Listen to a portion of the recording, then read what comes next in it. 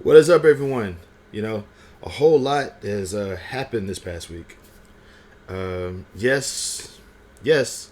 Once again, I am practicing sign language. Well, I'm learning and practicing sign language. It's not that great, but I'm practicing. I'm trying to get the hang of it. And there actually is a reason for that. I do think um, one of my ears felt like something, like maybe it's just the pollen, or maybe it's because I'm like, this sneezing season, but like one of my ears felt clogged up and I thought I was losing my hearing. So it's like now's probably a great time to practice learning sign language. You know what I'm saying? Not just for me, but everybody kind of just needs to do it. I mean, especially because like me personally, I wear my mask when I'm at like outside and stuff like that, and I like wearing a mask that covers my mouth and my nose and like from my nose to my neck. You know what I'm saying? Not necessarily because I don't like being seen, but it's because you know I just think it's cool now. You know what I'm saying? And plus, we still are in the pandemic, so you know, me personally, I absolutely. So it's like if you can't see my mouth, you know what I mean, then I would rather us sign. So there's that. But yeah, like a lot happened that last week. And I'm gonna go ahead and just address this now. If you think that guns are more important than children's lives in schools, you're a terrible human being, and I have absolutely no respect for you. I mean, you're getting a little too preachy about your anti-gun message, which is like, I'm not anti-gun. I'm not saying that everybody just needs to get their gun taken away, because that just means like other. That just means that like that just opens up the avenue to illegal guns being sold. But I do think that if you're a crazy person, you shouldn't have one. And if that statement upsets you, then you're a crazy person. You probably shouldn't have a gun. So yeah, um, I'm just saying, it's like that hearing that story about that guy. Sorry, I haven't got a lot of stuff here. Like hearing that story about that guy just basically going on camera and saying, if somebody wants to kill somebody, they're just gonna do it. My daddy was in a war, and he told me that your dad survived the war. Your dad survived the war because whatever was going to kill him didn't, due to preventative measures. The fact that you're willing to compare a kid going to school to war that your daddy survived, no respect. I have like the entire right wing organization is just a white supremacist hellscape. Like I'm pretty sure like they think they're trying to turn America to Leave It to Beaver, but they're turning it into an episode of Squidbillies. Watch that show; it's amazing. Um, but yeah, I'm more upset about that, but I need to get that off my chest because it's not right. It's really not right that, like, how often do you hear about this in other countries? You know what I'm saying? Like there's countries out there that we consider to be like poor and low class and all this other stuff, and like you rarely hear about mass shootings going on over there. Well, that's because the government took their guns away, which I mean, like, there's a lot less dead kids in schools, so I mean maybe they're on to something. I'm sorry. It's like I said. It's been eating me alive this whole week, and well, the past couple days, and I'm just glad to know that the right supremacists, as I'm going to start calling them from now on, are kind of just sort of exposing who they are, to make it easier to understand, exactly who we should fight against. Honestly, moving along. I'm sorry that took like a really long time, but like I said, it just really stressed me out. Moving along, I'm gonna go into the subject that I try my best to avoid during these weekly vlogs. It was WrestleMania weekend, and I was not excited about WrestleMania at all because I haven't watched WWE since Alia kissed Murphy and Randy Orton defeated Drew McIntyre for the championship. After that, I was like swore off this show forever. But I do watch like the occasional pay-per-views from time to time because I like wrestling and I do like the shows. So, it does feel good knowing that, I get a chance to watch the shows, especially because it's for free on, I don't know if it's still okay for me to say that word, but it's, Peacock. Why don't they just call it NBC Plus or something? I don't know. Whatever. NBC Max. But the fact is that, like, I got a chance to watch it. I was, like I said, the good thing about not being excited about WrestleMania was that I was blown away by like a lot of stuff. Like, first off, the women's title match was spectacular. I got a chance. The tag team title match was amazing. The Intercontinental Championship match, really good. Ray versus Dominic.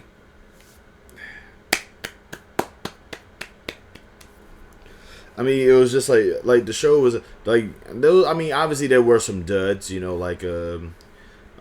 don't want to mention Shane McMahon's injury because people are going to be talking about that for years. For wrestling fans, that's the slap. You know what I'm saying? So I mean, they will never shut up about this now. And Lashley not showing up really stressed me out. Like, Lashley being there just to say, "Hey, I'm another Andre the Giant Battle Royal winner," which is dope. But nobody who's won that has ever gotten over for it. I mean, look at the history of the Battle Royal winners. Nobody has gotten over. I think Corbin did somewhat, but like, who else has? No, was it not Corbin? Who is it? It was Moss, right? Madcap Moss.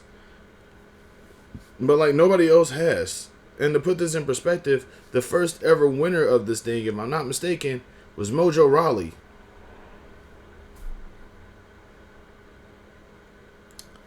But yeah, like I said, but also apparently, like, as much as I don't really like LA Knight, the fact that LA Knight wasn't part of WrestleMania in Los Angeles is just weird. It's like, it takes place in Los Angeles. His name is LA Knight. I mean, come on, you could have done something. But I ain't gonna lie, that 4-way tag match at the beginning was spectacular. I could probably do a whole episode about WrestleMania, but the fact is that, like, I had little expectations about it because I haven't watched WWE in a while. Though I really did enjoy the show. It was good up until that really controversial ending. We all wanted the thing to happen that didn't happen. Okay, I'm not gonna say we all wanted it because some people didn't, but whatever. But yeah, that was definitely, it was a good show. It was a really good show. It makes me want to run some ropes again. You know what I'm saying? Just kind of get back in there and do some things. And that's the plan this summer, by the way. So at work, man, like, I think I've already mentioned this multiple times, but I have this one manager who had, he there's a bit of a, like, he's an annoying person by default. He's annoying, he's loud, he's hostile. He's like, if you ever like seen those TV shows where there's a stereotypical chef who's just loud and obnoxious, and everything has to be perfect, even though everything is kind of running smoothly already. He's that kind of guy who will see you working and be like, "Work faster!" He's that guy. So this guy, I don't know what got him. So, like, I work in my area. I do think, I wash dishes in my area. I do what I have to do in my area. This dude just goes into my area and throws a tantrum. You know what I mean? Like, he's making it seem like he can't find something. Like, he's making it seem like he's looking for something and just having a really rough time finding it. And by default, a lot of stuff that people usually do look for is either, if it's not where it's designated to be at, is usually in my area. But the thing that he was looking for was not in my area.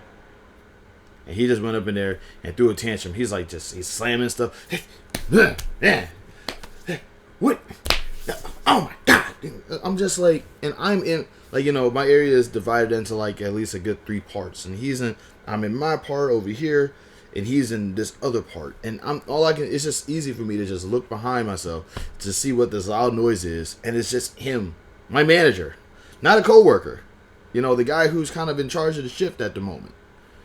And it's just like, and I know the reason why he's doing that is because if there's one thing I've learned is that when people realize that they could set me off by being obnoxious, they tend to do it multiple times. You know what I'm saying? So he knows that if he's being obnoxious, that will upset me and be like, you know, he's expecting me to say something like, "Are you looking for something?" And I didn't do that. I looked behind myself, saw him throwing a tantrum, and went back to what I was doing.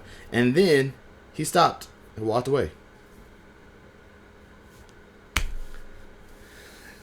It's like I don't know what kind of pheromone I have on me to attract gadflies, but I wish it would just go away, because I somehow always find myself encountering some of the most obnoxious people, and it's like I'm not trying to. It's like, you know, I think it's because I challenge it too much. Like, I'm not gonna say I'm the nicest person on the planet. Lord knows there's some people out there that I've rubbed the wrong way. But I will say that I actively do try to be the nicest person. Because being mean and having all this hostility and treating people poorly for no reason whatsoever, that's the stupidest thing I could think of. You know what I mean? I think it's dumb. I think it's annoying. I think it's dumb. I think it's annoying. I think it's unfair to do, because some people just don't be doing anything for you to just be bothering them the way that you are. So I try my best not to bother these people for stuff that, you know, like, in other words, if I dislike somebody, I don't make it their problem. You know what I mean? I'm not going to say you're the reason why I don't like you. I'm going to say I don't like you for this reason. You know what I mean? That's something I need to work on for me. You know what I'm saying? How come you don't like the Republicans? Because they're racist. I mean, like what? Like that's not that's not hatred. That's just survival and common sense. But yeah, so there's that. It's just like, I don't know, man. Like, being mean and treating people poorly, in my opinion, is mainstream. Everybody does it. Everybody does it now.